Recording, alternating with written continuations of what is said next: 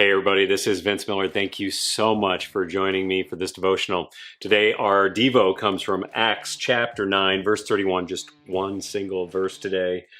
Here it is. It says, "So the church throughout all Judea, Galilee, and Samaria had peace and was being built up, and walking in the fear of the Lord and the comfort of the Holy Spirit, it multiplied."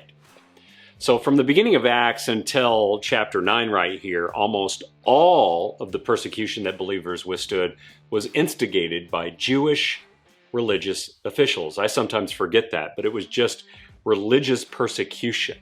If we back up even to the death of Jesus, we're going to note that even his crucifixion was instigated by religious officials who politically pressed on the Roman governor at the time, and his name was Pontius Pilate. And so in this text, we're going to discover that there is now a time of peace that sweeps across the countryside for all these believers. And this gives some newfound momentum to these disciples. And based upon what we've read so far, this momentum and peace probably is a result of Saul's conversion. In fact, I believe Saul's conversion is the most prominent evidence for the resurrection in the entire Bible.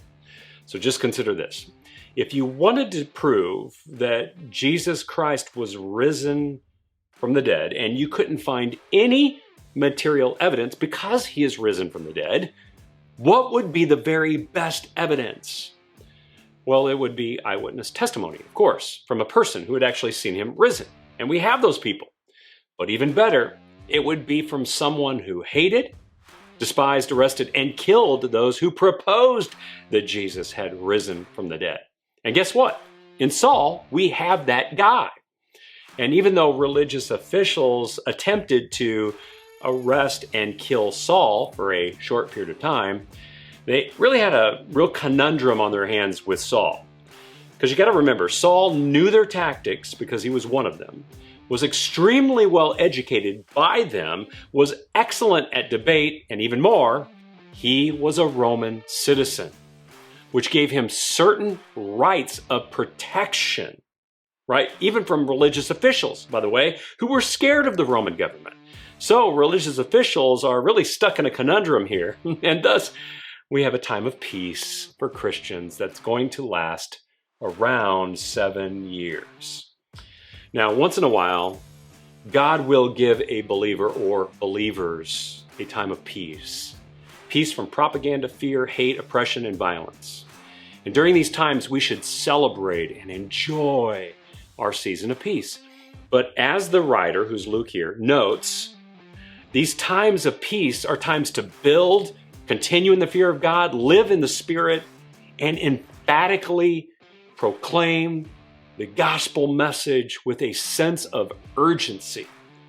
To some degree, it was the spiritual persistence of Paul and others around him about the message of the resurrection that actually resulted in this time of peace. It's just staying with it, right? But keep in mind, peace is not going to last forever.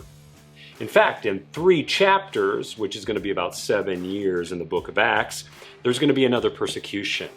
And this one's going to be driven by political and religious influence together. What's going to happen is this. They are going to get a new Roman emperor. His name is Claudius. He's going to take power and he's going to appoint a king in Judea, a king over all the Jewish area, and his name is going to be King Agrippa, and he's going to align himself with the Jewish agenda, and to increase his popularity and power, he is actually going to persecute Christians. Now, I'm going to leave it for you to decide where we might fall on this timeline today in our culture, in our world, and in our country. That's for you to decide. But regardless, I have a more personal question to ask. Set aside the events of our country and our world for a bit. Just consider this.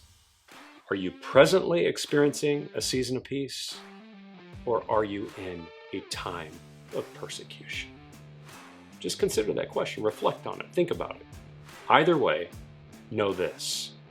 God is with you in both seasons of peace and times of persecution. These followers in the faith right here are eyewitness testimony that God will never leave you and never forsake you. Well, guys, thanks for joining me so much today. I hope and pray that this devotional has brought you peace, that you will share it with someone, that you'll leave a comment below, that you'll like this, subscribe as well, and I'll see you right back here again tomorrow.